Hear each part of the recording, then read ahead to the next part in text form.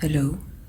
I actually started making this one while I was in a car, and so I wasn't able to film anything, but I figured I could make a little video of this one, that it could be interesting to have a new video after so much time has passed, for anyone still watching me, of course. Right now I'm not at home, so my setup is a bit weird. That's so enthusiastic I am about this drawing. I couldn't wait until I came back home to line art it and film it.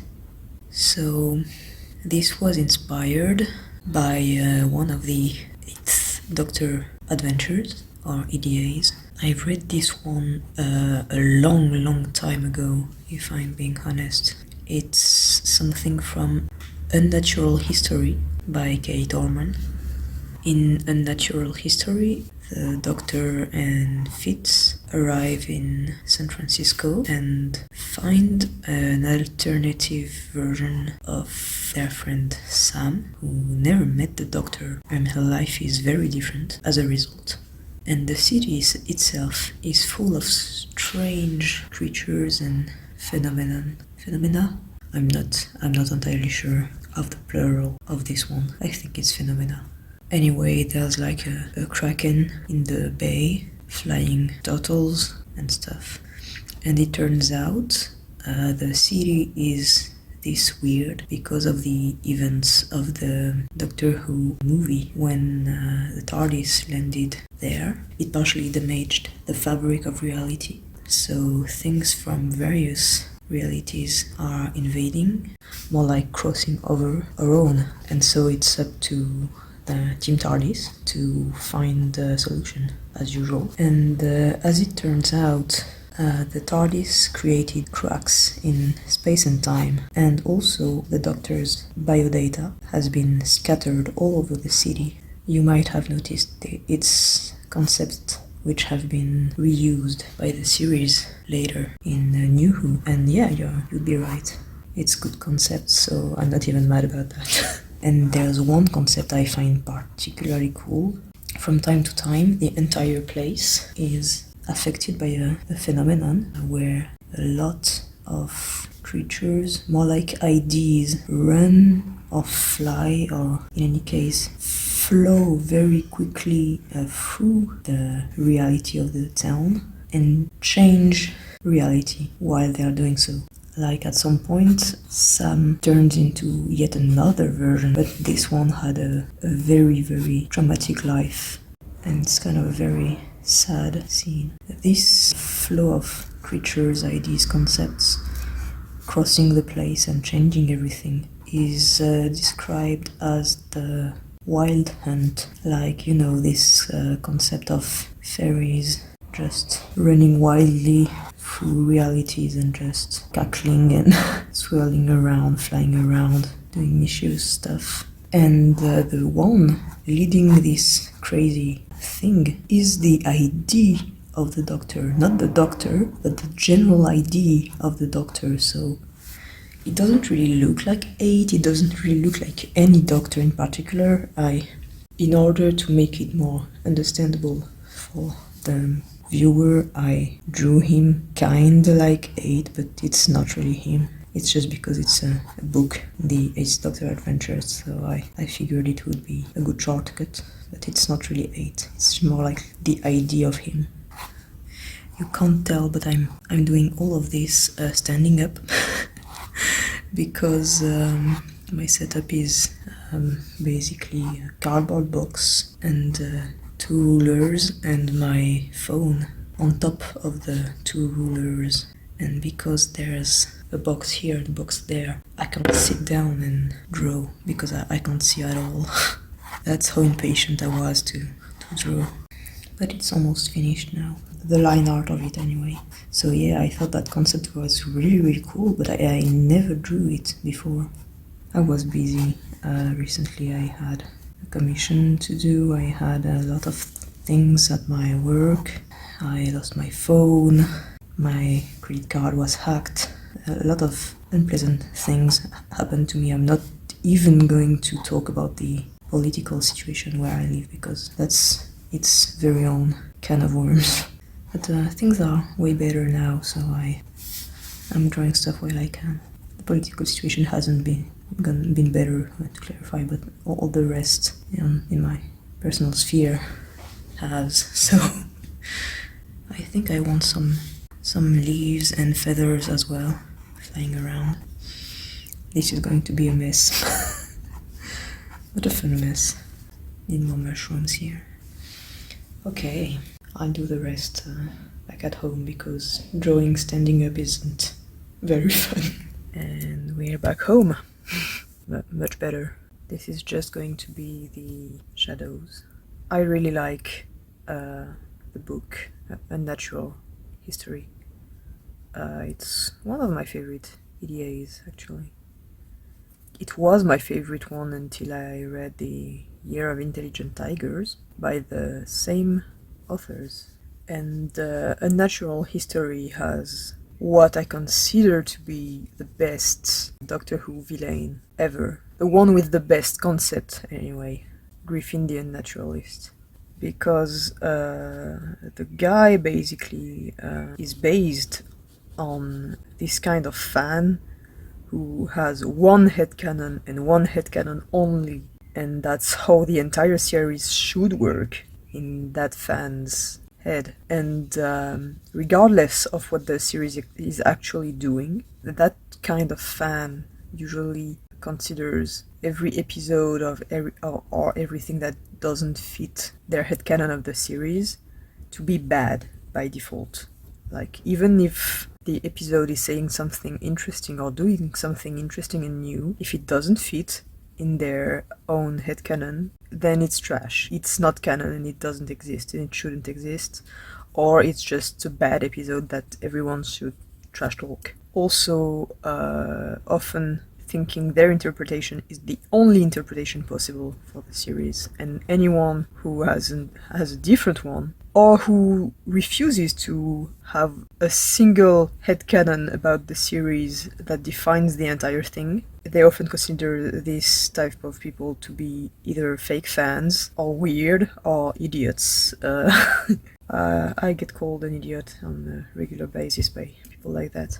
One particularly irritating example in recent years, where people being absolutely convinced that the new master was an incarnation who was before Missy, which is a valid headcanon. It's absolutely a valid headcanon. Personally, I think it makes more sense if that incarnation is post-Missy. I'm not going to go into details here, because I went into excruciating details on my blog. But I think it's more logical the other way around. But if it's your headcanon that he's older than Missy, perfectly fine. What's very, very annoying is when you draw stuff suggesting he's post-Missy, and you get, like I did, dozens of angry comments and messages calling you an idiot because that's your headcanon. And it's obviously not that, and it's obviously not how it works. You don't know, and I'm not saying my interpretation is the only one either. I'm just saying why I think it works better narratively, and why I think it's more interesting that way. But if you don't think so, it's totally fine. And basically, Griffin the Naturalist is exactly that kind of person, but for the entire universe. The guy is trying to understand the universe and the place of everything in it, and he has a all-encompassing theory of the universe and of life in the universe. And if something doesn't fit in that, he takes the creature, studies it, and he makes with the equivalent of a headcanon of it. He makes a new version, and it's a version that fits in his headcanon of the universe. Basically, he's retconning things and making his headcanons into canon stuff, including a lot of living beings and creatures and entities, like the Doctor, who obviously doesn't fit in his view of the universe. And yeah, that's the reason why I think Griffin is the most interesting a meta villain in Doctor Who, because it reflects the mentality of a very specific subset of fans. Let's stop here. Another thing I find quite interesting about Unnatural History is what the story does with Sam.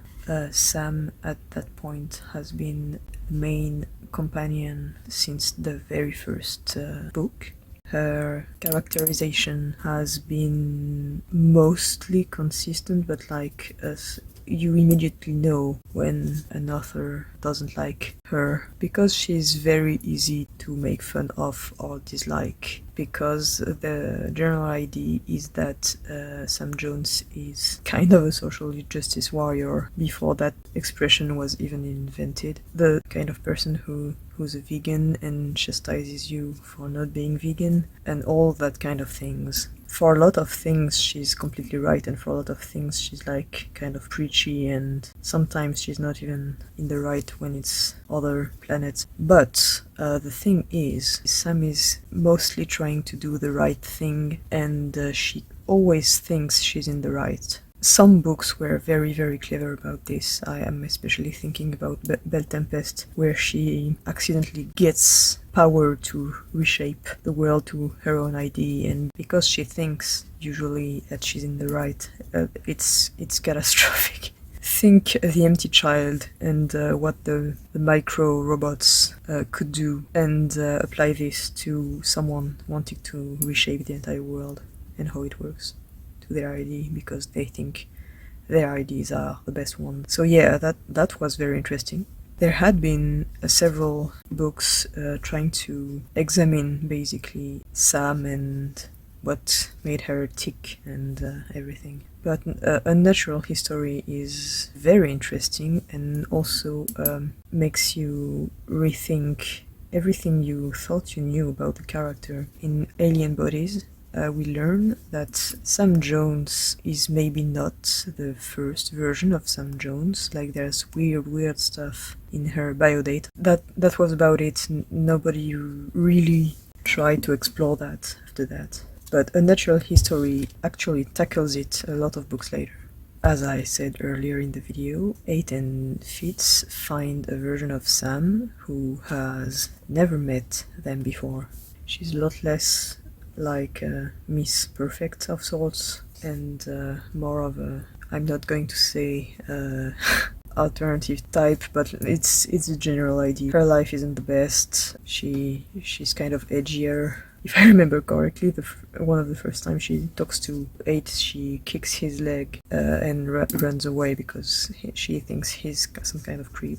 And yeah, spoilers for the end of the book specifically, and for one of the main plot twists of Unnatural History. It turns out all the cracks in reality and all the biodata rewriting and stuff allows that version of Sam, which some people in the fandom refer to as Dark Sam, to basically do what Clara does in The Name of the Doctor, diving into the Doctor's biodata and changing things. What Sam does is in Unnatural History, obviously she tries to fix the problems that she was trying to fix in the first place, but also the other thing she does when she dives into the stream of parallel realities and mixed biodatas and stuff, is that she finds her own biodata and rewrites it to try to retroactively become a better version of herself. Like, she tries to rewrite herself to become what she wants to be like, and the result is she retroactively creates the Sam we knew for several books at that point, the Miss Perfect one. And that makes her a lot more interesting, I think. Like, she was made that way by a flawed version of herself who wanted to be a better person. And it's kind of tragic because Dark Sam isn't a bad person, but she doesn't like herself. We also see several alternative versions of herself where her life is a lot worse.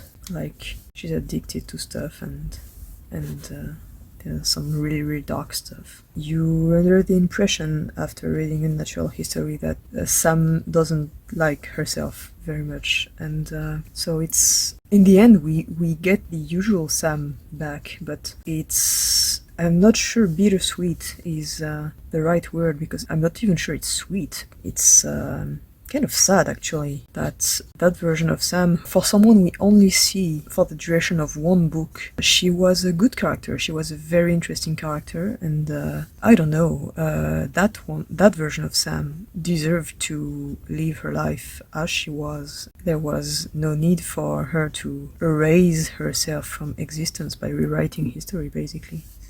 And that's kind of sad. I don't know.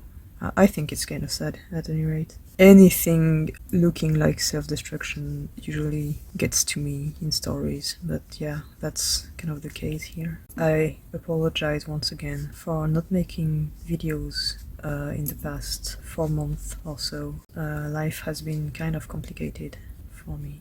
I'm just gonna make the mushrooms red, and I'll add dots on them later, I think. I also made several things I couldn't post or share in the past few months. I've been working on and off again on a very, very old comic I wrote back when I was still in university, 15 years ago, basically. And it's kind of a recurring joke. I only work on it between other projects, and so it has barely advanced, even though the whole story is ready, the whole thing is ready to be made, and I just never find the motivation all the time because it's so old. It's not that I've moved on or anything.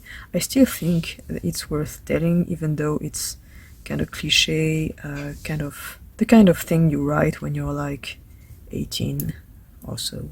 Characters trying to escape from the system in a big city, that kind of thing. Like characters trapped somewhere and you want them to escape. In my case, that was something with a city isolated between huge walls and under a glass dome. Obviously everything is very scarce because they have no contact with the exterior. You don't even know if anyone lives outside of the city. And so everything is endlessly recycled in it, and everything has associated value, and when you're considered worthless, you basically end up in the trash. And literally, they have like huge wells in the city leading to the bottom part of the city where there's like no light and anything, and they just dump you down there. The main character accidentally becomes a target for the equivalent of the police there, which is basically other citizens deemed worthless who have been completely brainwashed and drugged and stuff to act as sentries to kill targets kind of on sight. And she's targeted by one of them completely by accident when she picks up a dead bird, and the bird had a message tied to it, sent by someone living in the lower part of the city, saying the outside existed.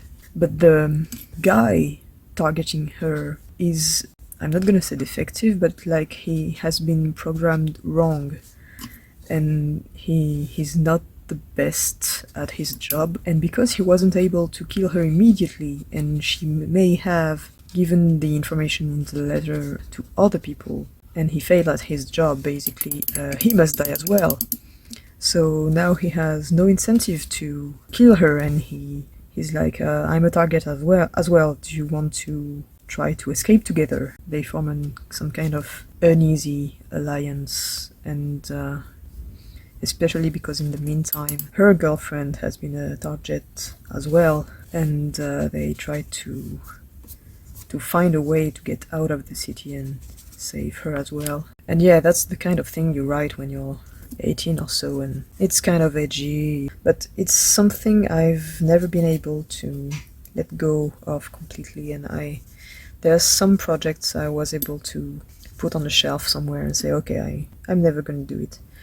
But that one, I don't know, I keep coming back to it, and It was supposed to be like 50 or 60 pages, I think. I think it was something like 58 pages total, which doesn't sound very, very long for a comic, but when you have a day job and when you have a lot of other things you want to do, it's a lot. It's a lot. And over the years, doing a page here, a page there, I've only been able to do like 10. And you might think that's pretty good already. It was like in 12 years since I started to do the final version, and like my art style changes from page to page basically.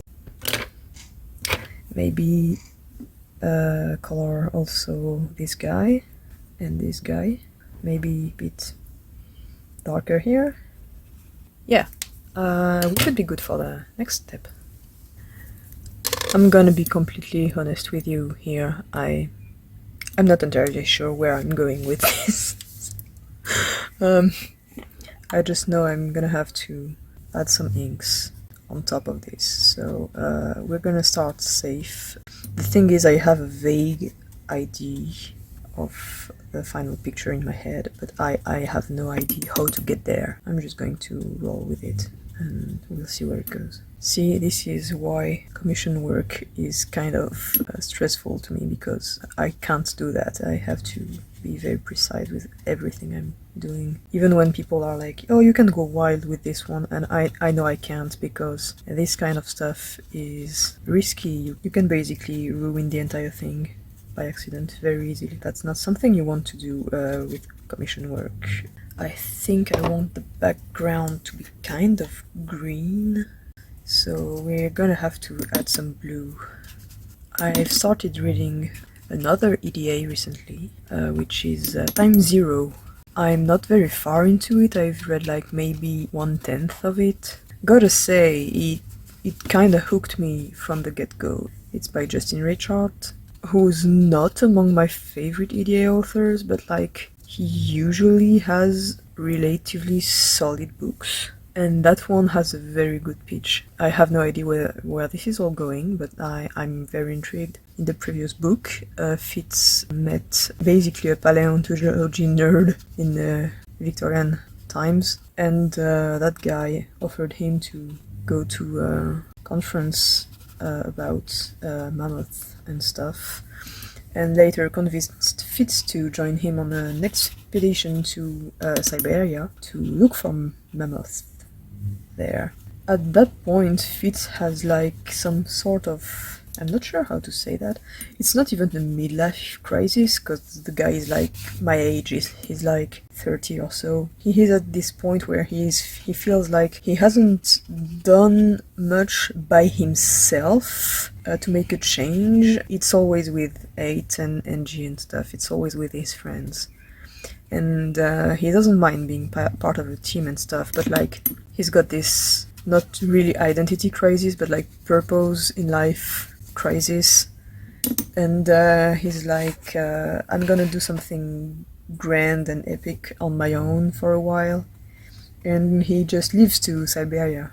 And 8 is kinda distraught because he can't tell him, but apparently he found a journal of a guy called Fitz who died on that specific expedition, and so he's completely certain that's how he loses Fitz, and so he's very, very distraught about that. And at the same time, Angie plans to leave, and where I'm in the story, she's come back home already. So I don't know where this is all going, but very intriguing pitch.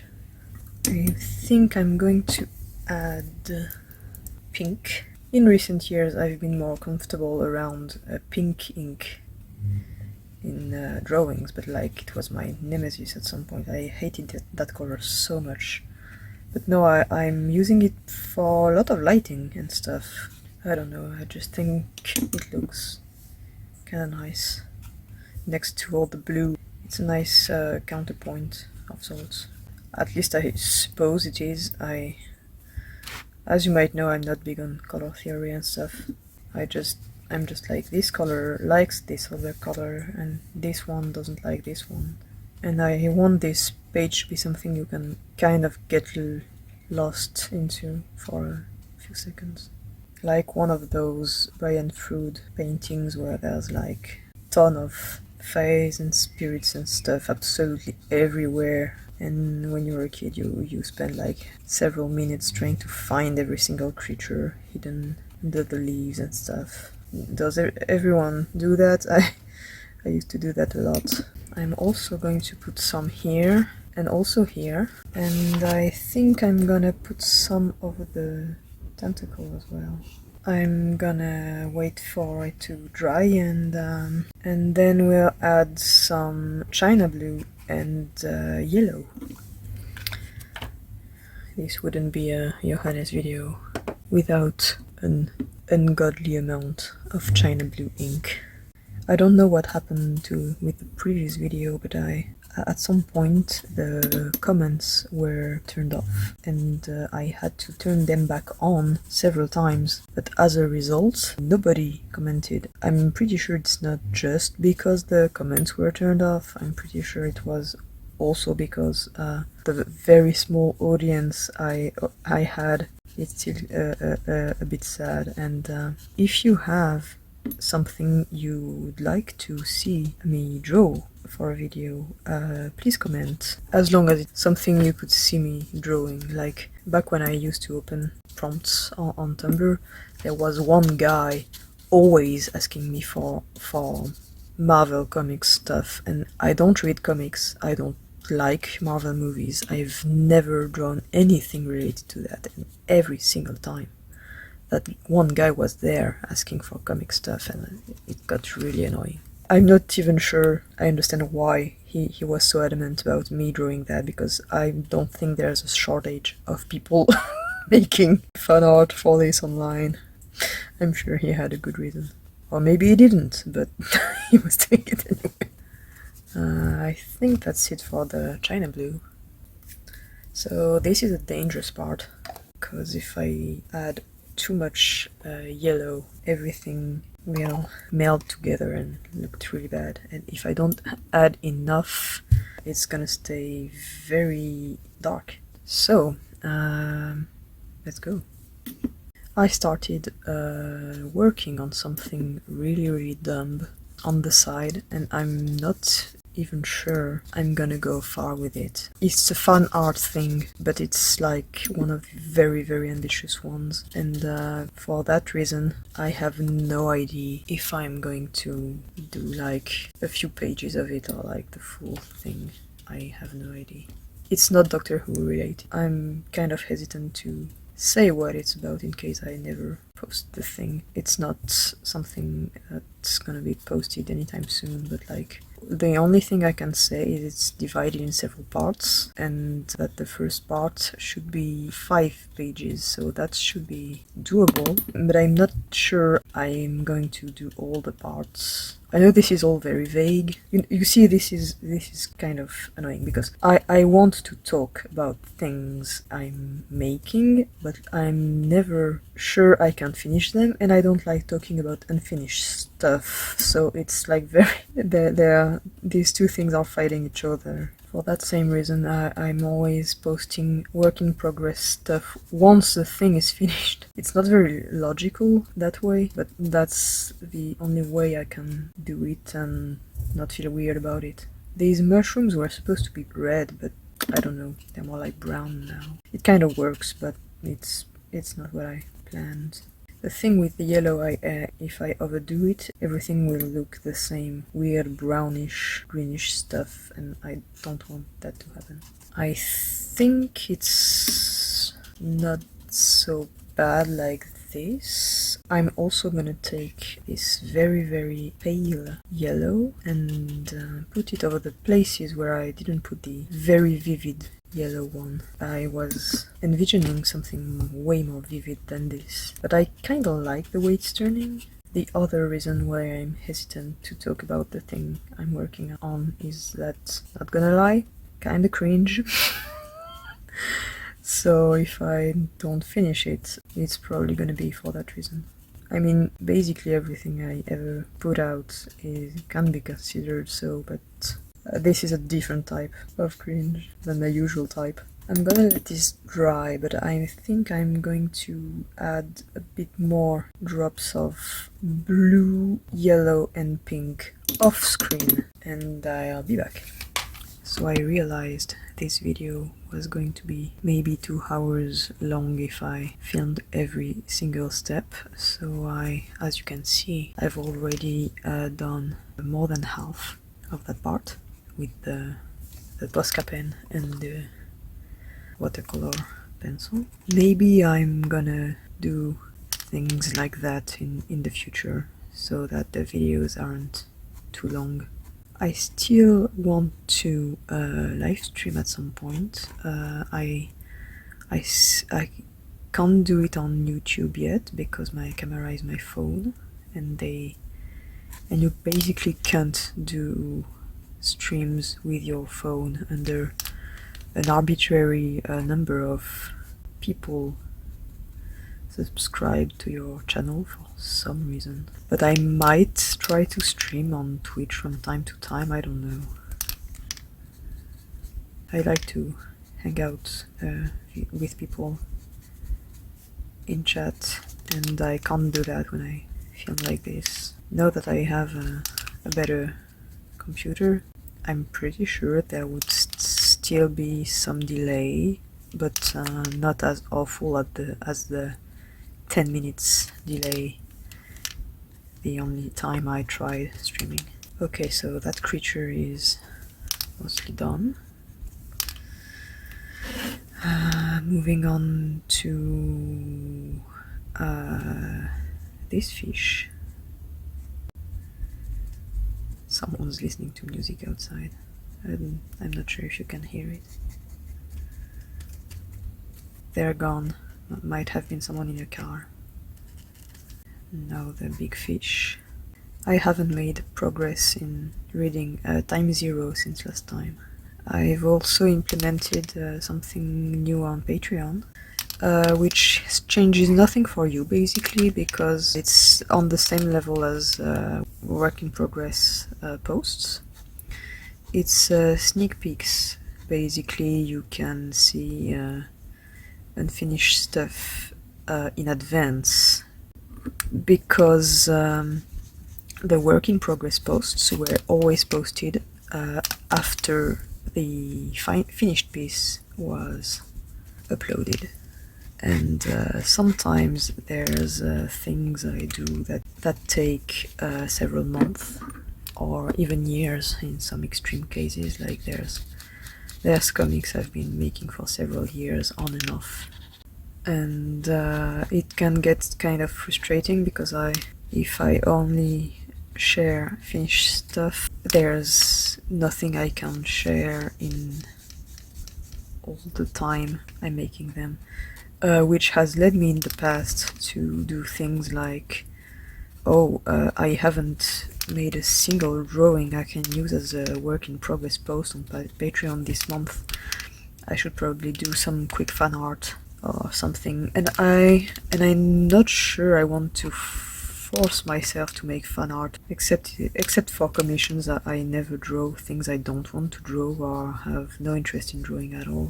But still, there's a difference between, I really want to draw this, and what could I draw this month for my viewers?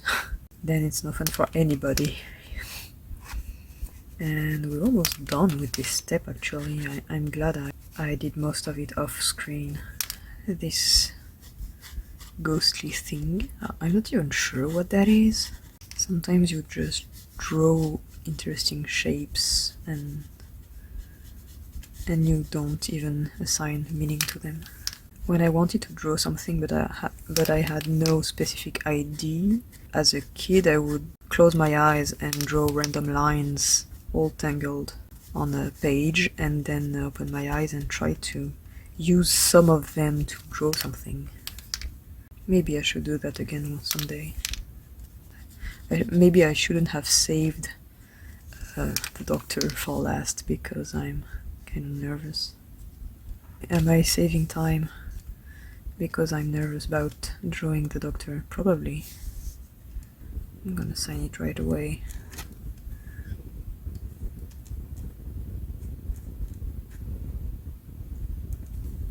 Today I listened to the Jago and Lightfoot episode, Encore of the Scorches.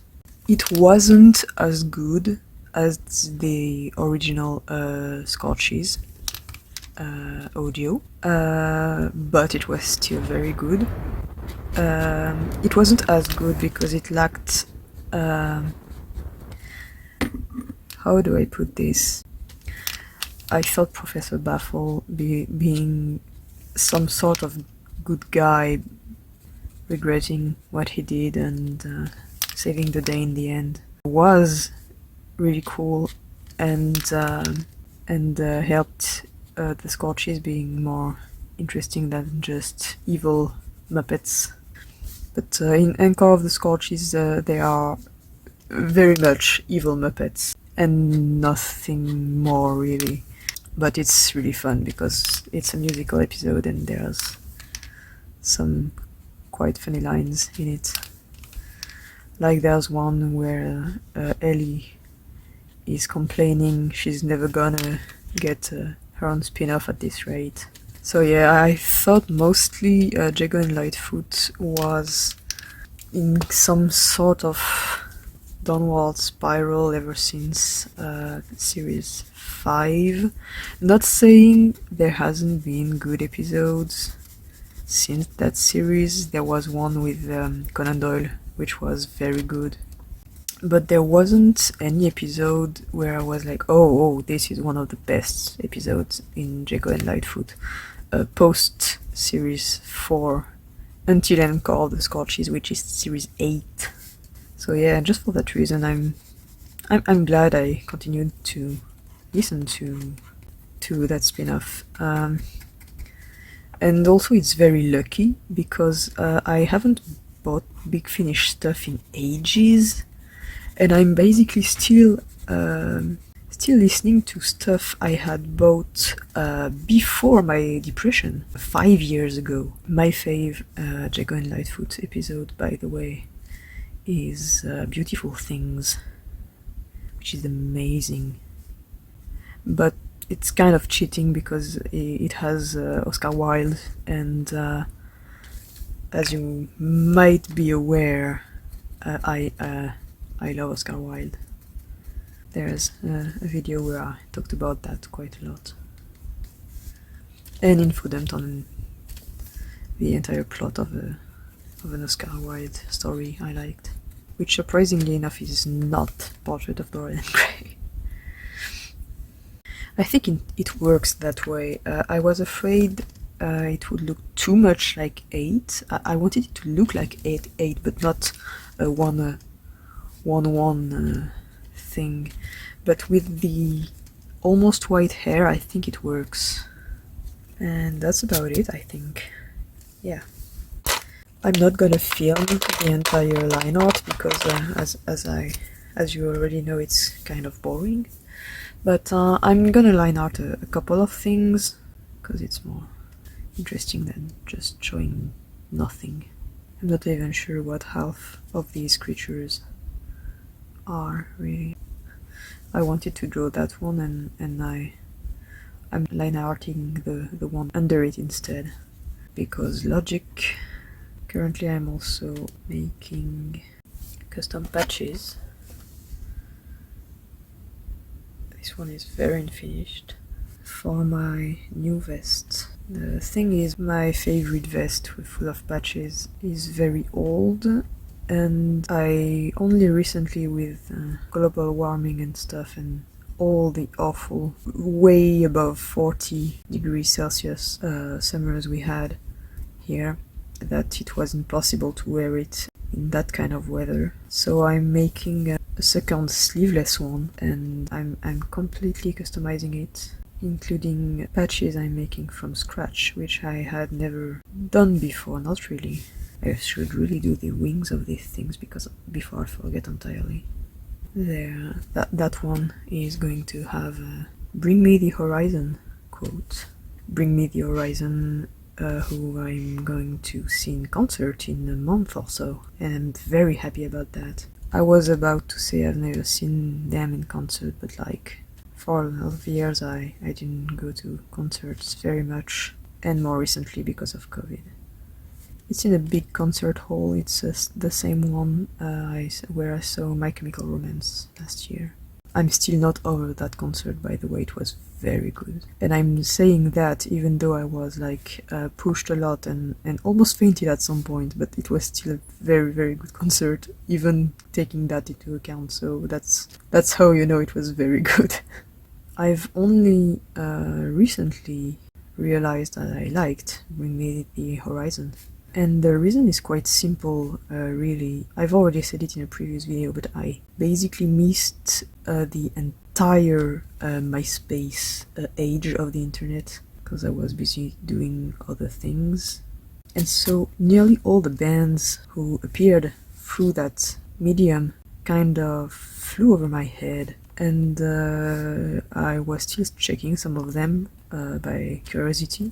Back in the day, the thing Bring Me the Horizon had released was, anyway, the album was Suicide Season, and even if I like abrasive sounding stuff, that was way, way, way too abrasive for me, and I didn't like the lyrics at all. And because that was the only thing I had listened from them, for years after that, whenever I was reading about them, I was always thinking about that music, and I had no idea they changed their sound so much and so many times. And so I was very, very surprised a few years ago when I heard one of their songs in Death Stranding of all places, and realized it was completely my kind of thing, and it had nothing to do with what they were doing at the time. And so I like consumed all their CDs in like a few weeks or so, and realized I liked or loved every single thing they did after Suicide Season, which is the only thing I knew from them. But that was kind of a surprise for me. Good one. And I think it's one of my favorite bands now. It's so good when you find an artist you really love, but they've been active for a lot of years, and there's like, all of a sudden there's like 5 albums you can listen to and you realize you like every single one of them. That's the best feeling in the world. So yeah, I'm gonna see them, and I'm very excited actually, as you can guess. I'll finish the rest of the line art off screen. Leave a comment down below if you have something you want me to draw in the future, and I'll see you next time.